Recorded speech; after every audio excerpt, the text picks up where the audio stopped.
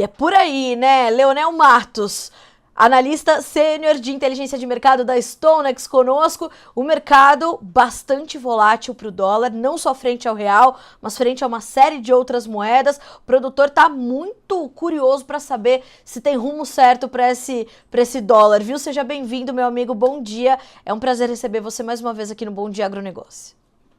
Bom dia, muito obrigado pelo convite. Fico muito feliz de estar aqui para a gente conversar. Leonel, de fato temos um momento de recuo, uma tendência de baixa para o dólar, ou esse ajuste frente ao real, especificamente, se deu por conta de uma necessidade mesmo de alinhamento de ajuste depois das últimas altas?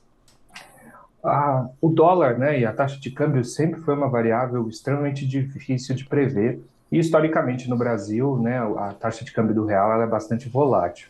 Então acho que o primeiro recado que você já passou bem aqui para o produtor é que a gente precisa se proteger da volatilidade, né? Falar com o seu banco, com sua assessoria, com a sua parte financeira, para que tenha instrumentos, né, de proteção contra toda essa volatilidade cambial que ela pode continuar no futuro, né? Historicamente, ela é bastante volátil. Na semana passada, a gente teve uma alta muito forte por uma soma de fatores avessos, né, desfavoráveis, tanto no Brasil quanto lá fora. Aqui no Brasil, o governo mudou a meta orçamentária dos próximos anos, isso caiu mal para os investidores. E lá fora tinha a tensão do que poderia acontecer entre Irã e Israel e a perspectiva de que os juros nos Estados Unidos iam ficar muito fortes. Isso, como você falou, levou o dólar quase lá no 5,30. Essa semana, como começou mais vazia de indicadores, o pessoal observou que a taxa estava muito elevada e aproveitou para fazer o que a gente chama de realização de lucros, né? Ou seja, aproveitou que já chegou num patamar bastante alto, principalmente quem era exportador e tinha alguma divisa para trazer para dentro, e aproveitou para vender, né? Então agora a gente engatou nessa baixa mais alta, mas ainda é um ambiente muito incerto para saber onde vai estabilizar essa taxa de câmbio. Uh, Leonel, e esses dois caminhos, né? Temos esses dois caminhos bastante claros para que o dólar siga ou não. Isso vai manter a volatilidade da moeda americana, não só frente ao real, mas frente a outras moedas, para depois a gente entender exatamente o que pode acontecer com o dólar frente ao real. Mas o período, portanto, ainda é de indefinição e, portanto, esses sobe e desces podem ser mais frequentes a partir de agora? Sim, parece que vai ser um momento agora de indefinição, até se encontrar um novo preço, digamos, uma nova estabilidade para a taxa de câmbio, uma faixa em que ela vai oscilar.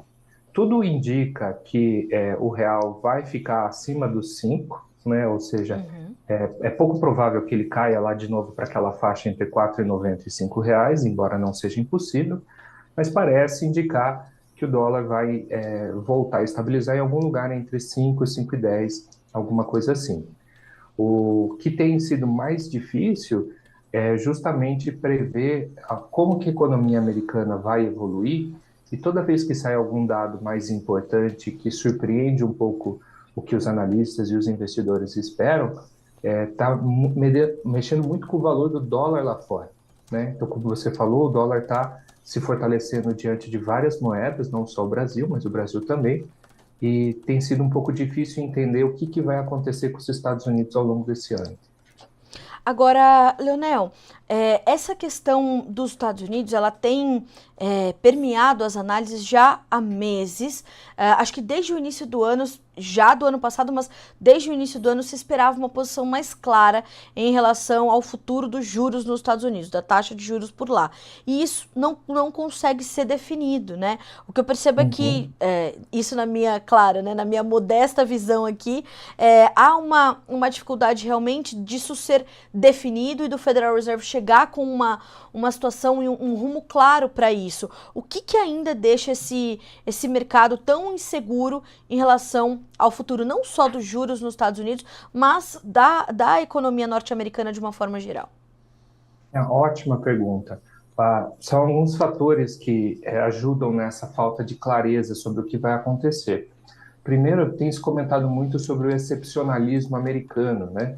Ou seja, a economia dos Estados Unidos, se você voltar, por exemplo, em janeiro de 2023, A gente achava que ela ia ter um desempenho, digamos, mais padrão em relação ao que aconteceu nas últimas décadas, de que os Estados Unidos ia subir muitos os juros, o crescimento ia cair e a inflação ia cair.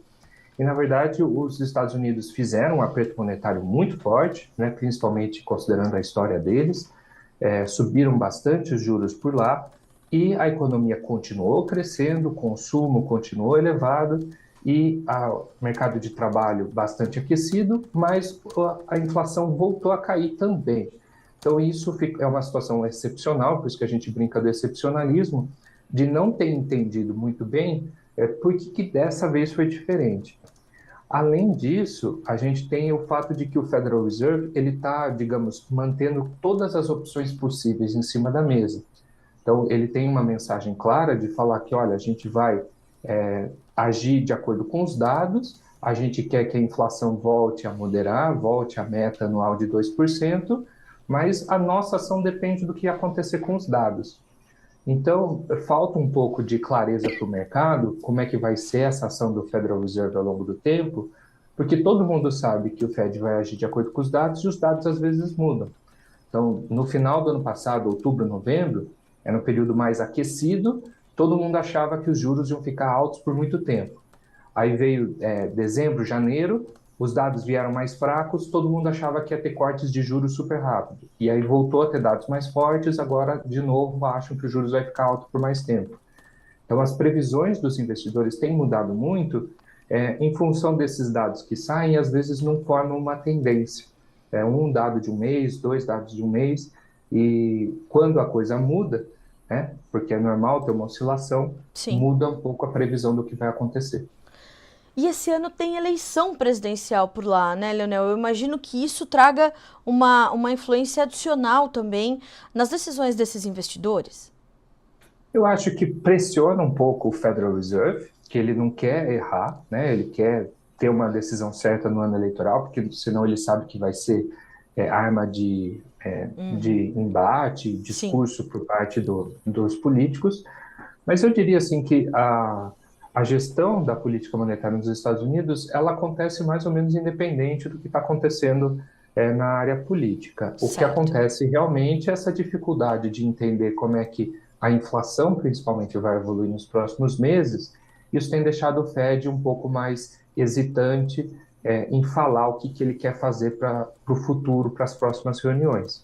Mas com certeza adiciona um peso, né? Se fosse um ano sem eleição presidencial nos Estados Unidos, acho que o peso das decisões eram diferentes. Leonel, você citou também durante a sua fala essa questão do Oriente Médio. Uhum. Na semana passada foi uma semana muito intensa, né, de declarações, de ataques, de respostas, de contraofensivas. Nessa semana o que nós temos visto é um silêncio que é quase ensurdecedor, né? Porque num momento de guerra, esse silêncio às vezes ele precede algo muito mais grave.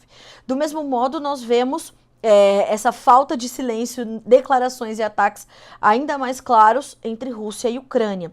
O cenário geopolítico está bem desorganizado, está muito tensionado. Como é que isso traz um tempero a mais no andamento dessas direções para o dólar e até para entendermos o dólar como um porto seguro ali dos investidores no momento onde todos os mercados carregam inúmeras incertezas, né? Nossa, excelente a pergunta. A parte geopolítica, realmente, na semana passada, foi um dos fatores que contribuiu para a nossa taxa de câmbio subir lá perto dos 5,30, porque tinha muito medo de que houvesse um conflito direto entre Irã e Israel, né? Só lembrando rapidinho o histórico, Israel atacou uma embaixada iraniana na Síria, lá em 1º de abril, depois o Irã respondeu com um ataque aéreo bastante volumoso em mísseis e drones, e havia muito medo do que Israel fosse fazer. E Israel fez uma retaliação, mas uma retaliação contida, dentro do território iraniano, com drones, e foi uma coisa assim muito mais leve do que se antecipava. Então, nessa semana, o que a gente está vendo é um pouco de alívio no exterior, de ver que o pior cenário não aconteceu. Então, a gente tem visto, por exemplo, o petróleo cair e ajudar, né, o fortalecimento das outras moedas, o apetite por risco voltou. Mas o ambiente geopolítico ele está conturbado já faz aí quase 2 anos. Então a situação da guerra entre Rússia e Ucrânia ela permanece, a gente não sabe direito como vai evoluir. O conflito entre Israel e Hamas também continua já há mais de 6 meses, a gente não sabe como vai evoluir, e isso tem uma série de consequências para o ambiente internacional. Os investidores, nesses momentos de maior estresse, incerteza, imprevisibilidade, eles gostam de buscar ativos mais seguros. E é por isso que o dólar tem sido tão forte, porque ele sempre foi considerado e ainda é um ativo porto seguro, né? Um lugar muito seguro, líquido, sem problemas para os investidores para investir em momento de incerteza, e ele ainda está pagando as maiores taxas de juros dos últimos 40 anos. Então, é um ativo assim muito atraente, principalmente se você comparar com o que são os outros portos seguros, né? Na Europa, o euro, a perspectiva econômica é bem pior, de estagnação, a inflação tem caído, mas os juros também vão cair. No Japão, também é estagnação econômica, juros muito baixos, então o dólar está numa situação que a gente brinca nadando de braçada, né? Ele está sozinho ganhando esses investidores. Aqui para o Brasil, Leonel, e a sua análise, claro, né, como sempre, muito completa, né, mas muito didática também para a nossa audiência, o que é importantíssimo. Aqui para o Brasil, você falou sobre o risco da nossa meta fiscal, essas mudanças recentes vindas do governo federal, do Ministério da Fazenda. Como é que isso é percebido, não só para o andamento do dólar, mas para os investimentos que vão também motivar esse para cima ou para baixo da moeda americana frente a nós? Perfeito. Então, o que o governo fez no dia 15, segunda passada, foi mudar as metas de orçamento para 2025, 26 e 27, metas mais baixas, mais fáceis de serem atingidas, e isso impacta o mercado de duas formas. Acho que a mais importante é a falta de previsibilidade que a gente comentou. Então, um ano atrás, em 2023, passou uma lei do arcabouço fiscal e tinha uma trajetória do que ia acontecer, né? Tinha uma previsão do que ia acontecer. Um ano depois muda. Quando tem essas mudanças, os investidores e os analistas em geral ficam inseguros para saber quanto esse governo vai se esforçar para seguir aquela trajetória. Então, cria uma imprevisibilidade e, por isso, uma exigência maior dos investidores para investir nesses países mais imprevisíveis. A segunda questão diz respeito ao próprio gasto, né? Como o governo diminuiu as metas, isso na prática implica que o governo vai ter um pouco mais de gasto, isso aumenta a dívida pública e também aumenta as expectativas para o crescimento e para a inflação. Como aumenta as expectativas para a inflação, Sim. a outra ponta é que o pessoal acha que o Banco Central vai deixar os juros mais elevados, ou não vai cortar tanto assim, porque vai precisar combater essa pressão inflacionária. Então, nesse momento, semana passada, a gente teve muito efeito de, olha, não sabemos direito como o Brasil vai evoluir, está imprevisível e, por isso, afastou os investidores. E agora, o segundo momento dessa mudança é o pessoal estar reajustando as expectativas para juros mais altos no Brasil.